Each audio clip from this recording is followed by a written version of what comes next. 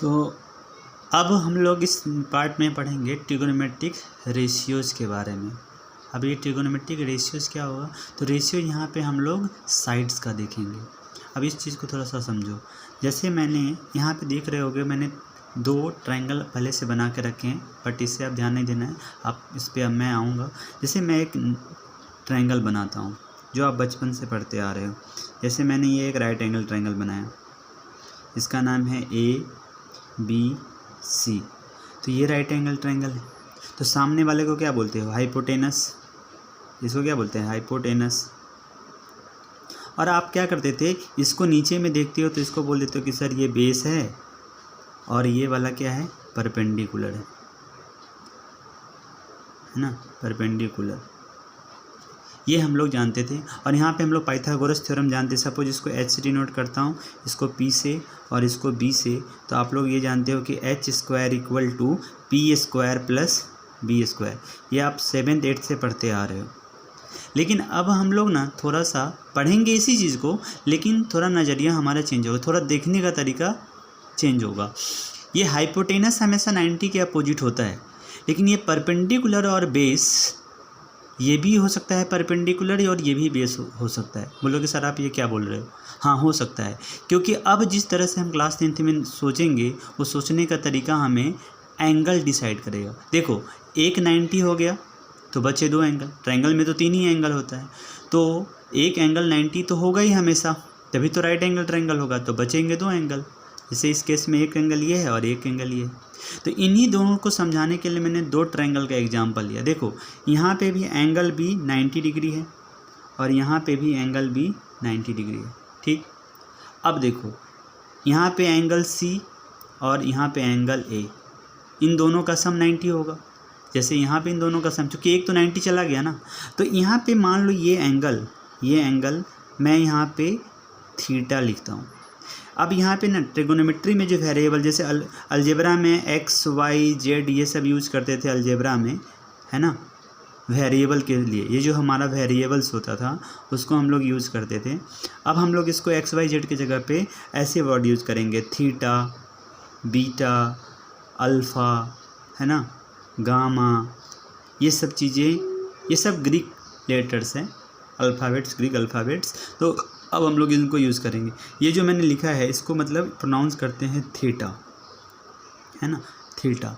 तो ये theta real में एंगल C ही लिख रहे हैं, लेकिन एंगल C लिखने के लिए मुझे एंगल BCA लिखना होगा। इतना बड़ा एंगल, जैसे यहाँ पे मैं लिखूँ एंगल BCA, तो ये कितना बड़ा एंगल लगता है, इसीलिए इसको मैंने यहाँ पे नाम दे दिया थीटा, ठीक है। अब समझो ये वेरिएबल ही है, तो अब या तो ये थीटा हो सकता है या ये, तो मैंने इसको एक जहाँ पे दिखाया है और एक बार यहाँ पे दिखाता हूँ। अब समझो ये 90 है, ये थीटा है, तो इन दोनों का सम होना चाहिए था 90। अब अकेला अगर ये थीटा है, तो अभी मैंने सिमिलरिटी पढ़ाते वक्त भी बताया था कि अगर एक 90 है, दूसरा थीटा हो गया, दूसरा x लिया था तो यहाँ 90 माइनस x आता था, यहाँ थीटा लिया है तो यहाँ क्या हो जाएगा, यहाँ पे हो जाएगा 90 डिग्री माइनस x, ठीक है। तो यहाँ पे x की जगह पे क्या लोगे, थीटा, तो ये हो गया 90 माइनस थीटा। जब ये थीटा है तो ये वाला यहाँ पे कितना हो जाएगा, 90 डिग्री माइनस थीटा। ये समझ में आना चाहिए सबसे पहले।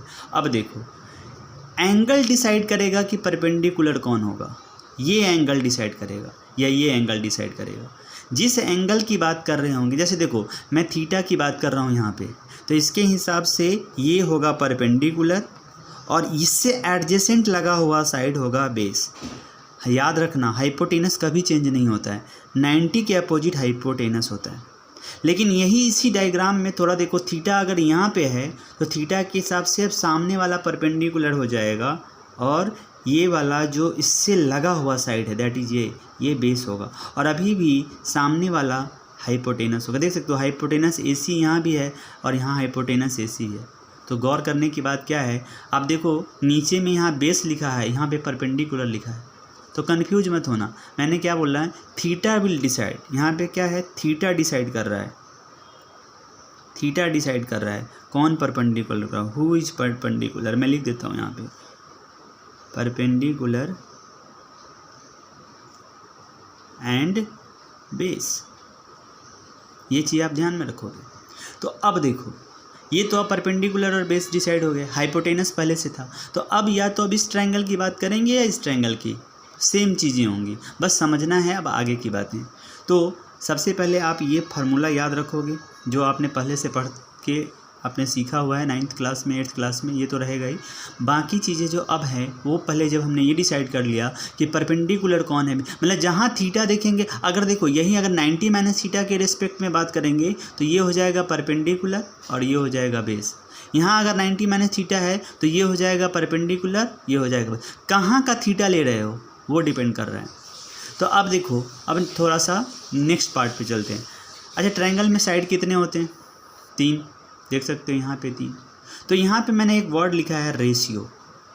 तो यहाँ पे किसका रेशियो लेंगे? एंगल का रेशियो नहीं लेते हैं, साइड का रेशियो लेते हैं।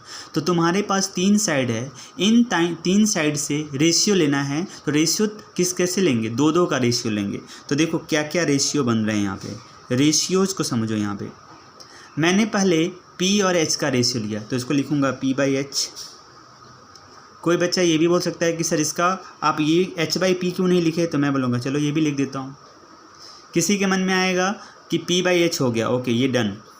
अब क्या हो गया? P और B का रिलेशन, ओके डन। तो मैं लिखता हूँ P/B। कोई बोलेगा इसका उल्टा लिख दो, B/P। चलो ये भी लिख दिया, ठीक है। अब आप देख सकते हो, अब इन दोनों के बाद ये तीसरा आ गया। देखो जो यहाँ कर रहा हूँ वो यहाँ भी वैलिड है, बस परपेंडिकुलर और बेस समझ में आना चाहिए। क्वेश्चंस करूँगा तो समझ में आएगा। अभी यहाँ से देखो एक और साइड यहाँ से बन सकता, रेशियो बन सकता था B/H और H/B। यहाँ हो गया B/H और H/B। गौर से देखो, यहाँ पे मैंने लिखा है P/H, H/P, P/B, B/P, B/H और H/B। ये जो रेशियोज बने 6 रेशियो आप देख सकते हो। इन 3 साइड से 6 ही रेशियो बन सकता है। तुम कितना भी कोशिश कर लो, 7वां रेशियो नहीं हो सकता। कोई ये नहीं बोलेगा सर P/H/B, ये भी तो एक रेशियो नहीं। यहाँ पे 3 साइड इन्वॉल्व है। मैंने सिर्फ क्या बोला है, रेशियो लेना है 2 साइड्स का, फिर देखना है उसके बीच में रही। ये हम जो टेक्निक्स बना रहे हैं इसी को हमें यूज करना है। तो ये टेक्निक्स, इनके हम प्रूफ भी बता सकते हैं, बट प्रूफ आपको पढ़ना नहीं है, उसमें सिमिलैरिटी लगाना होगा। NCERT में दिया हुआ है शुरुआत में, अगर किसी को इंटरेस्ट है तो वहाँ पे जाके देखो। तो अभी इस चीज़ को समझो यहाँ पे कि ये जो मैंने 6 रेशियो बनाया है, इन 6 रेशियो का अब करेंगे क्या है यहाँ, इसका मतलब क्या है, ये चीज़ जानना ज़रूरी है। तो देखो ये जो 6 रेशियो है ना, इस ट्रायंगल में जो 2-2 साइड करके हमने निकाला है ना, ये किसके रिस्पेक्ट में बात हो रही है? देखो इस ट्रायंगल में अगर मैं इसका मेजरमेंट दे दूं और मैं यहाँ पे P/H निकालूं, तो इस एंगल के रिस्पेक्ट में जो P/H का वैल्यू आएगा यहाँ पे बदल जाएगा। क्योंकि देखो एंगल थीटा यहाँ पे है, थीटा यहाँ, अगर यहाँ P का वैल्यू कुछ और होगा, देखो यहाँ जैसे P, ये तो AB है ना, और BC दोनों सेम होना ज़रूरी थोड़ी ना है, लेकिन P/H का वैल्यू यहाँ पे आएगा कुछ और यहाँ पे आएगा कुछ और। तो ये जो वैल्यू है किसके रिस्पेक्ट में निकालते हैं? थीटा के रिस्पेक्ट में। तो इस रेशियो को एंगल पे चूँकि डिपेंड कर रहा है, तो किस ट्रायंगल में हम कैसे बात करेंगे, तो इस रेशियो का जो बार बार इस तरह से बोलना P/H, H/P थोड़ा सा कंफ्यूजिंग लग रहा है, और किस एंगल के रिस्पेक्ट में बात कर रहे हैं ये भी हमें थोड़ा प्रॉब्लम हो रहा है। तो इसके लिए इन सब रेशियो का ना एक नाम दिया गया है, उस नाम से हम इस रेशियो को याद रखेंगे, और किस एंगल के लिए निकालना है हम लोग उस एंगल के रिस्पेक्ट में फिर वैल्यू फाइंड आउट करेंगे। मतलब समझ में आ जाएगा आपको। अभी जैसे ये P/H है ना, इसका नाम दिया गया है साइन, ठीक है, और साइन अकेला नहीं लिख सकता, ये P/H किसी एंगल के रिस्पेक्ट में आएगा। तो वही चीज़ मैं बोल रहा हूँ, सपोज थीटा लगा दो, मतलब थीटा जो है इस एंगल में उसका साइन वैल्यू क्या है, तो उसका मतलब होगा P/H। और इसका जो उल्टा होता है, साइन का उल्टा, उसको बोलते हैं कॉसेक। सब में थीटा लगाना ज़रूरी है। Cosec theta is equal to H/B। Cos theta इसको बोलते हैं, या P/B है, सॉरी P/B है ना, यहाँ पे P/B टैन थीटा होगा, याद रखना, टैन थीटा, ये सब नाम है, हाँ याद रखना होगा, टैन थीटा।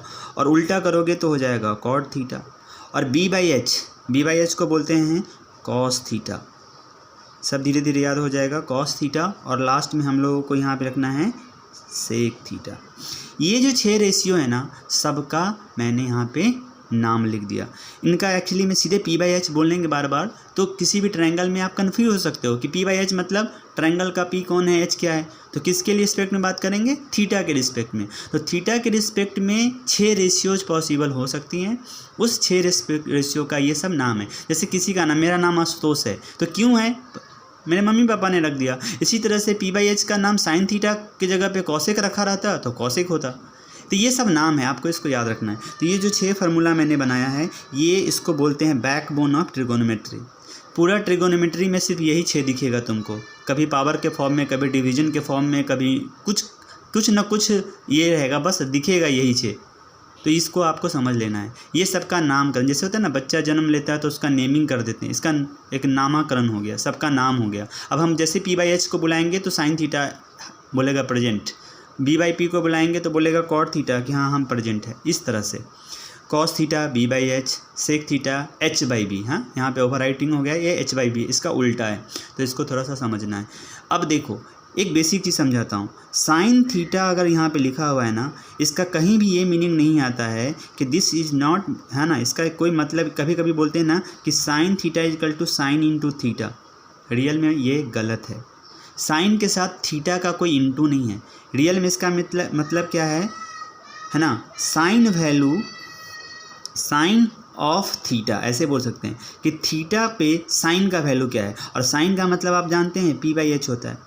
मतलब वो इनडायरेक्टली इसका मीनिंग क्या होगा कि पर्टिकुलर थीटा पे, मतलब किसी एंगल में जो थीटा होगा उसके लिए साइन का वैल्यू क्या है, दैट इज उसका P/H क्या है उस ट्रायंगल में, उस थीटा के लिए, ये इसका मीनिंग है। इसी तरह से अगर कहीं पे मैं लिखता हूँ कॉस थीटा, इसका कभी भी इसका मतलब कॉस इंटू थीटा नहीं है। ये सब 1 मार्क में आ सकता है, दिस इज़ रॉन्ग। ठीक है। दूसरी बात, ये जितना भी मैंने यहाँ पे टर्म यूज किया है सब एब्रिविएटेड फॉर्म है, सबका मतलब मैंने शॉर्ट फॉर्म यूज किया है। रियल में साइन थीटा जो है वो साइन वर्ड से लिया गया है, साइन को, कॉस थीटा को साइन से लिया है, टैन थीटा टेंजेंट से लिया है, कॉट थीटा को टेंजेंट से लिया है, सेक थीटा सेकेंड से लिया है ना, देख लेना स्पेलिंग। कॉसेक थीटा कॉसेकेंड से लिया है, कॉसेकेंड ये होगा सर, स्पेलिंग चेक कर लेना एक बार। यहाँ से यहाँ पे चीज़ों को समझना है। तो ये बेसिक है कि किसी भी ट्रायंगल में, फिर से समझा रहा हूँ, किसी भी ट्रायंगल में 6 रेशियो ही पॉसिबल हो सकता है। और कौन सा ट्रायंगल, हमेशा याद रखना, मैं अब बार बार नहीं बोलूँगा, सिर्फ right angle triangle. Right angle triangle का प्रॉपर्टी ही हम पढ़ रहे हैं। ट्रिगोनोमेट्री को अगर स्टडी करना है तो सिर्फ राइट एंगल ट्रायंगल में स्टडी करना है। मैंने आपको ये समझाया कि कैसे एक्यूट ऑब्ट्यूज होगा तो उसको राइट एंगल कंस्ट्रक्शन से बनाकर फिर हम पढ़ सकते हैं, बट रियल में राइट एंगल में ही पढ़ेंगे। तो राइट एंगल में ये चीज़ मैंने समझाया आपको, सबसे बेसिक चीज़ कि परपेंडिकुलर और बेस डिसाइड करने आना चाहिए। परपेंडिकुलर और बेस थीटा डिसाइड करता है। यहाँ पे ये 90 था, इसको मैंने थीटा मान लिया तो ये 90 माइनस थीटा है। मैंने बोला कि थीटा आप लोग यूज़ करोगे यहाँ पे वेरिएबल के फॉर्म में। फिर मैंने बताया कि इन तीनों साइड से टोटल 6 रेशियो पॉसिबल हो सकते हैं। सबको बार बार रेशियो से बोलना अच्छा नहीं है, इसलिए सबका मैंने नाम दे दिया। और ये नाम आप तुमको याद रखना है। मैं पूछूंगा what is the value of sine theta, आप बोलोगे P/H। What is the value of tan theta, P/B। What is the value of cos theta, B/H। और सबसे इंटरेस्टिंग बात है, ये 3 याद कर लो। साइन का उल्टा क्या होता है, कॉसेक। टैन का उल्टा क्या होता है, कॉट। देख सकते हो, P/B B/P हो गया, P/H H/P हो गया। कॉस थीटा क्या होता है, B/H। सेक थीटा क्या हो जाएगा, H/P। ये चीज़ें आपको, ये सब जो चीज़ें हैं ना, ये ज्ञान की बातें हैं। इसको आपसे कोई पूछने वाला नहीं कि किसका कौन सा एब्रिविएशन है, बट ये चीज़ पूछा जा सकता है। कहीं पे लिखा रहेगा sine theta is equal to sine into theta, true और फॉल्स, आपको लिखना है फॉल्स। 3 साइड का रेशियो इसमें ट्रायंगल में डिवाइड नहीं होता है, 2 का। और ये पाइथागोरस थ्योरम आपको सबको पता है, H² अगर पता है, इन तीनों में से किसी ट्रायंगल में देखना क्या होगा, क्वेश्चन पूछने का तरीका क्या होगा, मैं भी एक करके बताता हूँ। उसके 2 साइड्स दिए होंगे, तीसरा नहीं दिया होगा, तीसरा के लिए ये निकालना पड़ेगा। फिर जब ये वैल्यू आ जाएगी फिर ये 6 रेशियो लिखवाएगा आपसे। इसके लिए आपको ये फार्मूला याद होना चाहिए। तो इसको थोड़ा अच्छे से याद रखो, फार्मूला पहले याद रखो, उसके बाद अपने आप चीज़ें आप कर पाओगे। तो इसमें हम इतना ही करते हैं, नेक्स्ट पार्ट में हम एग्जाम्पल करते हैं।